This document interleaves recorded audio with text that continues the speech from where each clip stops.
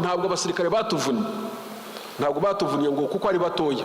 No, namwe urubyiruko rero ntabwo mukwiye kuvunana kuko ari muri batoya, mukwiye kuba abayobozi. Kandi iyo byishyizemo ko ushaka kuba umuyobozi ubawe, ni mu mutwe, ni mu message pe arazibona uko muteye. Minisita ava hano atanga raporo, nanjye mva hano ntanga raporo, nabo zarwanaga nazo zikomeza. Twa General Retired James Kabarebe, uyu yahoze ari umunyamabanga wa leta muri Minisiteri y'Ububanyi n'Amahanga, ubu ngubu yagizwe umujyanama muri Perezidansi ya Repubulika, aho ari umujyanama mu bijyanye n'umutekano w'umukuru w'igihugu muri rusange. N'amagambo akomeye cyane amaze kugarukwaho, ndetse benshi hari byinshi bamaze iminsi bagarukaho ku mbuga nkoranyambaga, cyane cyane biganjemo abarwanya ubutegetsi bw'igihugu cy'u Rwanda, ndetse n'abandi umuntu akunze kuvuga ngo ni inyangarwanda, abandi bakunze gutanga ibitekerezo bisebya igihugu cy'u Rwanda bavuga kuri General Retired James Kabarebe. Ndagira mbabwire ko General James Kabarebe ni muzima. Hari amagambo akomeye cyane yavuze kuri Repubulika ya Demokarasi ya Kongo, ndetse n'abarwanyi ba M23 n'ihuriro bakomeje kugira bafitikanye n'ingabo z'u Burundi FDLR, ndetse muri rusange na leta ya Kongo. Hanyuma mbere gato yuko ninjira kuri icyo kiganiro gikomeye cyane General Retired James Kabarebe yagarutseho avuga no ku mujyi wa Uvira muri rusange wamaze kwigarurirwa n'aba barwanyi ba AFC 23, ndagira ngo mbanze mubwire amwe mu makuru make y'ingenzi akomeje kugenda avugwa muri aka kanya. Reka mbanze n'ubundi nce muri ibyo bice nkubwire ko ahangaha u Burundi bwamaze deja gufunga umupaka wabwo na Repubulika ya Demokarasi ya Kongo. Leta y'u Burundi yafunze umupaka wa Kavimvira ndetse na Vugizo uhuza iki gihugu ndetse na Repubulika ya Demokarasi ya Kongo, nyuma yaho ihuriro rya FC 23 rifashe umujyi wa Uvira mu ntara ya Kivu y'Amajyepfo. Gusa ku rundi ruhande biravugwa yuko uyu mutwe wa AFC 23 wo uravuga uti twebwe kuba bafunga umupaka ibyo ntacyo bitubwiye, ndetse twe tugomba kugira ibyo dukora mu buryo bwacu nk'uko dusanzwe tubigenza. Ati cyambere twahaye gasopo President Evariste Ndayishimiye yuko adakwiye kuza kwijandika muri intambara muri Repubulika ya Demokarasi ya Kongo, ndetse nta nubwo batekerezaga ko uyu munsi twakabaye twafashe uyu mujyi wa Uvira.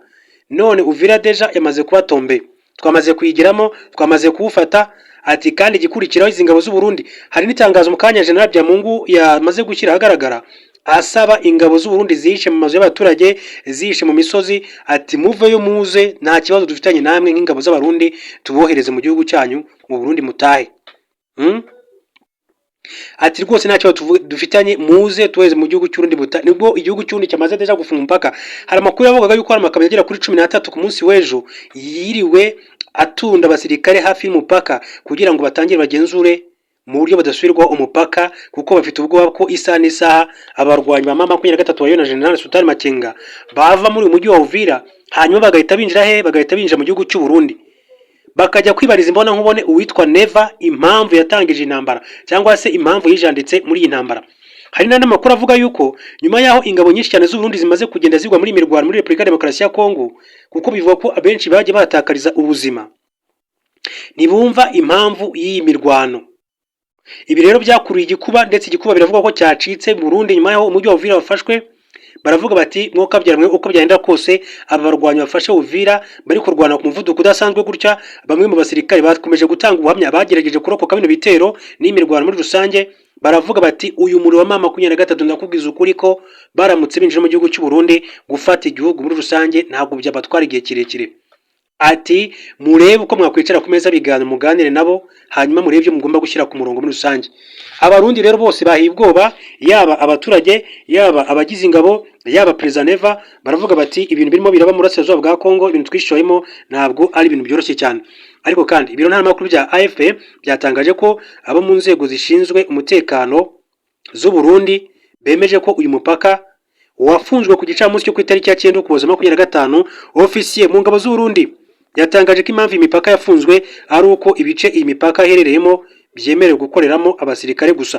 Ku itariki ya 10 Ukuboza AFC 23 yatangaje ko yafashe umujyi wa Uvira. Mbere y'iri tangazo byavugaga ko abarwanyi bayo binjiyeyo guhera ku mugoroba w'ejo bundi hashize. Hanyuma ingabo z'u Burundi zagiraga uruhare rutaziguye cyane muri intambara zahunganye n'iza Repubulika ya Demokarasi ya Kongo, imitwe y'abazarendo n'umutwe w'iterabwoba FDLR. Amakuru aturuka muri teritwari ya Uvira ahamya ko hari abasirikare benshi cyane b'u Burundi basuye mu gihugu cyabo, abandi bahunga berekeza mu ishyamba rya Itombwe. imipaka y'u Burundi isigaye ifunguye ni ubuhuza na Tanzania gusa, kuko iyabwo n'u Rwanda yari isanzwe ifunzweho ku butaka yose kuva mu kwezi kwa mbere muri 2024.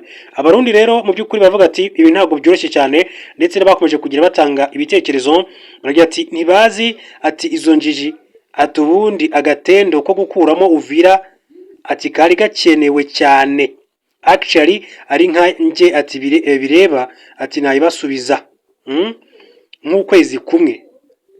Undi ati nibakomeze bishyire mu kato ati bazisanga nta mupaka n'umwe basigaranye bagume mu gihugu cyabo.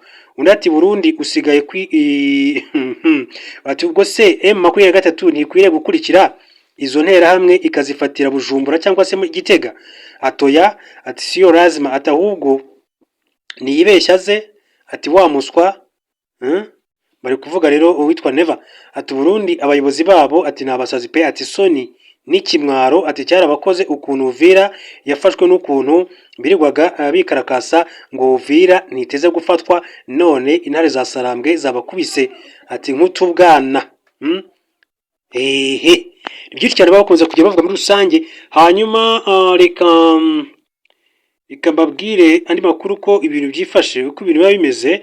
Tugaruka neza nyirizina kuri General Richard James Kabarebe ati bizeraga ko bagomba kuzashinga ibendera cyangwa se bagomba kuzamanika ibendera mu mujyi wa Kigali. General Richard James Kabarebe yagaragaje umugambi wa Felix Tshisekedi abivuga yarakira umunyamabanga wa leta muri Minisiteri y'Ububanyi n'Amahanga n'Ubutwererane.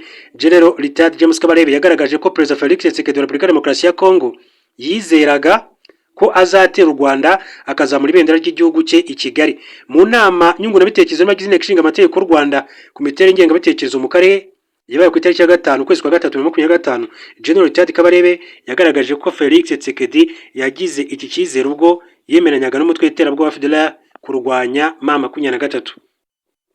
Kabarebe yasobanuye ko nyuma yaho M23 yirukanywe mu biganiro bya Nairobi muri Mata 22, Felix Tshisekedi yigambye ko ashaka kwirukana aba barwanyi akabasubiza mu Rwanda abishingiye gusa ku kuba bamwe muri bo bavuga ikinyarwanda. Yagize ati Tshisekedi aho kwerekeza imbunda kuri M23 atangira kurasa mu Rwanda, atangira no kuvuga amagambo ye ko M23 ayirasa akayisubiza iwabo mu Rwanda.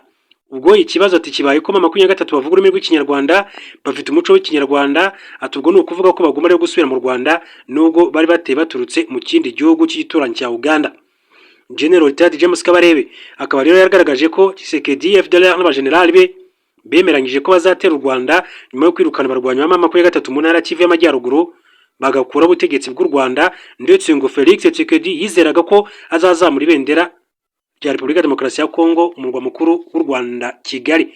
Ibintu ariko bitari gushoboka. Hanyuma rero amakuru akavuga ko ubwo Tshisekedi atangira kurwana M23 akoresha FDLR ngo zimwizeza ko bari umurasire M23 bamara kwirasa ndetse bakanayikurikira bakayigeza no mu Rwanda, ko na cogamu ngizajya kuba mu Rwanda tariki ya 20 z'ukwezi kwa 6. Tshisekedi yaramaze kugera i Kigali, yamaze no kumanika ibendera rya Kongo muri Kigali. Abajenerali be ngo barabimwizeza, FDLR irabimwizeza, kandi koko ngo ngora nawe arabisinda aranabyemera, yemera ko binashoboka cyane.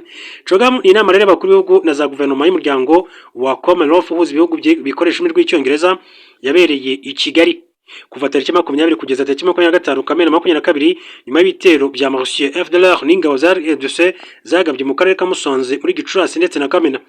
General Richard James Kabarebe yagaragaje ko icyatumye Felix Tshisekedi yemera isezerano yahawe na FDLR n'abajenerali be ari uko yarakiri mushya ku butegetsi, atazi aho intambara ziva naho zigana kuko ni umusivili. Ati murumva rero ati ni umuperezida mushya, ati w'umusivili ntazi intambara aho ziva naho zigana. FDLR imwemeje ko agiye kurwana kandi ko azatsinda, nawe arabyizeye arabyemera ashyiraho umurego. Yasobanuye ko mu nama zahuje abakuru b'ibihugu bo mu muryango wa Afurika y'Iburasirazuba East African Community, Felix Tshisekedi yasabwe kudakomeza kurasa mu Rwanda, ariko yanga kumva, ahubwo atangira kubaka imbaraga z'igisirikare bigaragaza ko zigamije kurasa u Rwanda.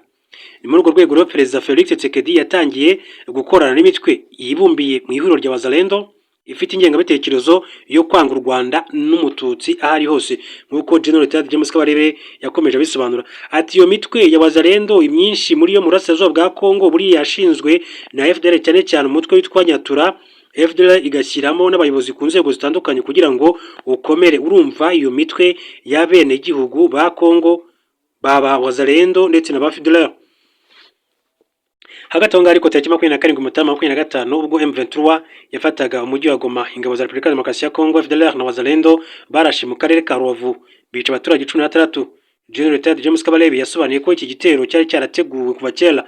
Leta y'u Rwanda yatangaje ko nyuma yaho mama 23 ifashe Goma hagaragaye ibimenyetso bikomeye ko ihuriro ry'ingabo za Leta RDC ririmo FDLR yari ifite umugambi wo kugaba ibitero bikomeye ku Rwanda, aho imbunda ziremereye za RDC zarebaga mu Rwanda zitegura kurasa.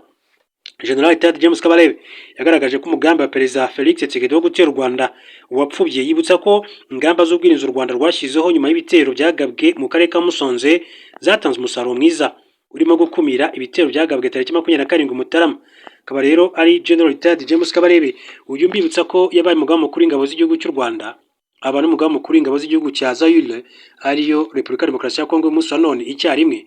Ni umugabo rero ufite amateka ahambaye iyo akubarira icyitwa Operation Kitona barwanyemo n'ingabo za Kongo za Mobutu Sese Seko Wazabanga wayobaraga Kongo. Ubyumva rwose nk'umuntu uri muri iyo ntambara muri rusange. Ariko kandi ku rundi ruhande uyu Kabarebe yahishuye ko ingabo z'umuryango w'abibumbye zikora mu burasirazuba bwa Kongo zimaze imyaka myinshi cyane zikorana n'umutwe w'iterabwoba FDLR. Mu kiganiro n'imitwe ya politike yemewe mu Rwanda cyari cyabaye ku itariki 25 Gashyantare 2025, General Ted James Kabarebe yasobanuye ko mu byajyanye ingabo z'umuryango w'abibumbye MONUSCO cyangwa se MONUC, ikigero niko yitwaga MONUC, ariko nyuma iza kwitwa MONUSCO muri Repubulika ya Demokarasi ya Kongo mu mwaka w'1999 nibwo ubwo butumwa babutangiye, hari harimo gusenya FDLR. Yagize ati MONUC izanwa muri Kongo mu kwezi k'Ukwakira no ku kwezi kwa 10 mwaka w'1999. Ati hategekwa ko ingabo z'amahanga zarwaniraga muri Kongo zirimo iz'u Rwanda zose zivamo, icyasigayeyo ati kidahinduka ni Alil 1 na Alil 2 arizo zaje rero guhinduka FDLR. Uwo mutwe witwa MONUC wagombaga rero kugumayo kugira ngo abe ari bo uhangana n'uyu mutwe w'iterabwoba urwanya ubutegetsi bw'igihugu cy'u Rwanda witwa FDLR. Ariko kandi kundi ruhande General Ted James Kabarebe yashimangiye ko umuryango mpuzamahanga ufite uruhare rukomeye cyane mu kibazo cy'umutekano muke mu burasirazuba bwa Kongo, kuko wakomeje kurebera abarwanyi ba FDLR bamaranye igihe kinini cyane umugambi wo gutera u Rwanda. Ati ntacyo bakoze, ahubwo FDLR yarakomeje iriyubaka, yinjiza abarwanyi, iratoza, ikomeza gufashwa n'ingabo za Kongo, ahubwo MONUC irebera. General Ted James Kabarebe yasobanuye ko iby'ingabo za MONUC byarenze kurebera gusa FDLR, ahubwo zitangira no gukorana n'abarwanyi bayo mu bikorwa birimo ubucuruzi bw'amakara n'amabuye y'agaciro, gusoresha abaturage bakanasangira mu tubari. Ati si no kurebera gusa, ahubwo no gucuruzanya. Ati bagacuruzanya amakara, bagacuruzanya amabuye y'agaciro, bagashyiraho za bariyeri, bagasoresha imisoro, bakabana, bagasangira mu tubari. Ati ni ibintu byari bizwi, ntacyo umuryango mpuzamahanga wigeze ubikoraho. Yasobanuye ko no muri iki gihe umuryango mpuzamahanga uzi neza ko FDLR ikorera mu burasirazuba bwa RDC, ikorana n'ingabo z'iki gihugu nk'uko byanashimangiwe na raporo nyinshi cyane z'impuguke z'umuryango w'abibumbye. Ariko kandi Kabarebe yavuze ko kumenya ko ingabo za RDC zikorana na FDLR bitabuza ingabo za MONUSCO yahoze ari MONUC ati gukorana n'izi ngabo no kuziha ubufasha bigashimangira uruhare rw'umuryango mpuzamahanga muri iki kibazo. Yagaragaje ko umuryango mpuzamahanga ari wo wakabaye ufatirwa ibihano kubera uruhare ufite mu gutuma mu burasirazuba bwa RDC hakomeza kuba umutekano muke, binashobora gushyira mu bibazo umupaka w'u Rwanda kubera ko FDLR itari kure yawo. Asobanura ko ariyo mpamvu rwakajije ingamba z'ubwirinzi ku mupaka w'igihugu cy'u Rwanda. Ni General Ted James Kabarebe ukunze rero kugaruka kuri aya mateka y'urugamba, umwe mu bagabo rero bamenyereye uru rugamba. Hanyuma twihuta, reka aya makuru nyasoreze kuri iyi nkuru. Ni inkuru ijyanye n'amasezerano n'ubundi yasinywe hagati y'igihugu cy'u Rwanda na Repubulika ya Demokarasi ya Kongo, atari yasinyiwe i Washington DC, ahubwo ayasinyiwe i Pretoria muri Afurika y'Epfo ku butegetsi bwa Joseph Kabila Kabange. Ibyakurikiye rero andi masezerano u Rwanda rwagiranye na RDC mu myaka 23 ishize. Bibutse ko mu myaka 23 ishize Perezida Paul Kagame na Joseph Kabila Kabange bashyize umukono ku masezerano y'amahoro y'u Rwanda na Repubulika ya Demokarasi ya Kongo, yashoboraga kuba yarafashije akarere kugira amahoro arambye. Aya masezerano yasinyiwe i Pretoria muri Afurika y'Epfo tariki 30 Nyakanga 2002 bigizwemo uruhare na Thabo Mbeki ndetse na Kofi Annan wari umunyamabanga mukuru w'umuryango w'abibumbye. Mu mwaka wa 1994 ubwo ingabo za RPA Inkotanyi zaboraga u Rwanda, abahoze mu ngabo za leta no kuvuga ex-FAL n'interahamwe zagize uruhare rukomeye cyane muri jenoside yakorewe abatutsi muri Mata wa 1994 bahungiye mu burasirazuba bwa Kongo. Ex-FAL n'interahamwe byivanze n'impunzi z'abanyarwanda zari mu nkambi zitandukanye zo mu burasirazuba bwa RDC zirimo iya Mugunga hafi y'umupaka w'u Rwanda, zirundamo intwaro zifite umugambi wo kuzongera kugaruka mu Rwanda guhungabanya umutekano, ndetse bavuga ko bagomba kwisuganya bagakora ibishoboka byose bakaza kuvana ubutegetsi mu Rwanda. RPA Inkotanyi rero yohereje ingabo zayo mu burasirazuba bwa Kongo zari zifite intego yo gucyura impunzi z'abanyarwanda zabarirwaga mu mamiliyoni no gukumira ibitero bya ex-FAL n'interahamwe byari bishyigikiwe n'ubutegetsi bwa Mobutu Sese Seko. Mobutu yakomeje gushyigikira ex-FAL n'interahamwe byari byararinye umutwe wa RDR cyangwa se Rassemblement Républicain pour la Démocratie au Rwanda. Inkotanyi zafatanyije n'umutwe wa AFDL wa Laurent Désiré Kabila n'indi mitwe y'ingabo zikura Mobutu. Mu kwezi kwa gatanu mwaka wa 1997 Laurent Kabila ajya ku butegetsi. Icyatumye rero RPA Inkotanyi ni uko Laurent Kabila yaje guhita ahinduka, yiyemeza kugira ikirenge mu cya Mobutu, agashyigikira ex-FAL n'interahamwe ahereye ku bacumbikira, abizi neza ko bagifite umugambi wo gutera u Rwanda bagasubiramo na jenoside, kwica abatutsi mu Rwanda. Leta y'u Rwanda yaje gufata icyemezo gikomeye cyane cyo kugumisha ingabo muri Kongo kugira ngo zihangane na leta ya Laurent Désiré Kabila. Ex-FAL n'interahamwe byakoranaga zikumira umugambi wo guhungabanya umutekano w'abanyarwanda bari bamaze igihe gito batangiye urugendo rwo kongera kwibaka mu gihugu cy'u Rwanda. Hagati aho ariko Laurent Kabila yishwe n'umurinzi we tariki ya 16 Mutarama muri 2001, asimburwa n'umuhungu we wari umusirikare Joseph Kabila Kabange. Uyu mbibutsa ko ari na General James Kabarebe wamwinjije mu gisirikare. Icyo gihe ingabo z'u Rwanda zari zikiri muri Kongo zihanganye na ex-FAL ndetse n'interahamwe. Ubutegetsi bwa Kabila bwasabye leta y'u Rwanda gukura ingabo zayo muri RDC bidatinze, isubiza ko idashobora kwemera ko ex-FAL n'interahamwe bikomeza kwifashisha ubutaka bw'abanyekongo nk'ikigo bateguriraho ibitero byo guhungabanya u Rwanda. Leta y'u Rwanda yasabye ubutegetsi bwa Kabila kwemera ko ex-FAL n'interahamwe bari baramaze kuri mu mutwe w'iterabwoba FDLR bamburwa intwaro, ingabo za Loni zigatanga ubufasha mu ishyirwa mu bikorwa ry'uyu mwanzuro. Nuko leta ya Kongo n'iy'u Rwanda byumvikanye ko ex-FAL rero n'interahamwe bagomba kwamburwa intwaro nyuma y'ibiganiro byamaze iminsi bibera mu mujyi wa Pretoria muri Afurika y'Epfo. Impande zombi ariko zumvikanye ko hazashyirwaho ahantu ex-FAL n'interahamwe bazajya bajyana intwaro, kandi ko mu munsi wa 10 uhereye igihe amasezerano yasinyiwe hagomba gutangira ibikorwa byo gushakisha abanze kuzirambika hasi. Byari byateganyijwe ko ibikorwa byo kurambika intwaro ndetse no kuzambura ababyanze bizajya bigenzurwa n'urwego ruhuriho rwarimo abahuza nka Afurika y'Epfo GMC ndetse n'ingabo za Loni MONUSCO. Kwakira abarambitse intwaro ndetse no gufata abanze kuzirambika byari kuzakurikirwa no kubacyura mu Rwanda.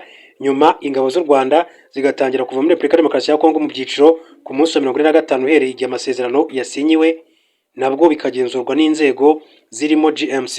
Ibi bikorwa byose rero byagombaga kandi kumara iminsi 90 uhereye ku munsi w'amasezerano ya Pretoria yashyiriweho umukono, hagakurikiraho indi minsi 30 yo kugenzura uko byose byubahirijwe ndetse no kuzahura umubano w'u Rwanda na Repubulika ya Demokarasi ya Kongo. Ibyo kuba umubano utameze neza hagati y'u Rwanda na RDC, wenda nk'umwana w'iki gihe cyangwa se ukiri muto kubijyanye n'amateka muri Kongo ashobora kubyumva akagira ngo ni ibya none, ariko ni ibintu bimaze igihe kitari gito. Ubundi kuva mu Rwanda haba jenoside, abangaba bijenutse muri jenoside bagahungira muri Burasirazuba bwa Kongo, kuva icyo gihe u Rwanda na Kongo ntibyongeye gucana uwaka. Hajyacamo igihe bitewe n'umuyobozi n'umukuru w'igihugu uriho, ibihugu bigasa nkaho bizahuye umubano, ariko nta nubwo bishobora kumara imyaka 2 rwose, kuko na Perezida Felix Tshisekedi agera ku butegetsi yarabigerageje asura u Rwanda. Kagame nawe agera muri Kongo ari azagoma, amafoto atangira gucicikana n'amavideo agaragaza Kagame na Perezida Felix Tshisekedi bari kumwe baganira, baravuga ati kera kabaye u Rwanda na Kongo bizaba bigiye kubana neza. Ariko adaciye kabiri ndibaza yuko muri 2021 mwese mubona ibintu byahise bitangira kuba, aho mama 23 yuburaga imirwano, hanyuma Felix Tshisekedi rero nawe atangiza intambara y'amagambo ku gihugu cy'u Rwanda ati ni u Rwanda ni Uganda nimwe mukomeje kugenda mufasha uyu mutwe. Leta ya RDC nigeze kandi yambura intwaro ex-FARC n'interahamwe kuko bakomeje kwidegembya mu ntara ya Kivu y'Amajyaruguru ndetse na Kivu y'Amajyepfo. Impuguke za Loni zasohoye raporo zitandukanye zigaragaza ko hari abasirikare b'abanyekongo bakomeje gukorana nabo ntibabiryozwe.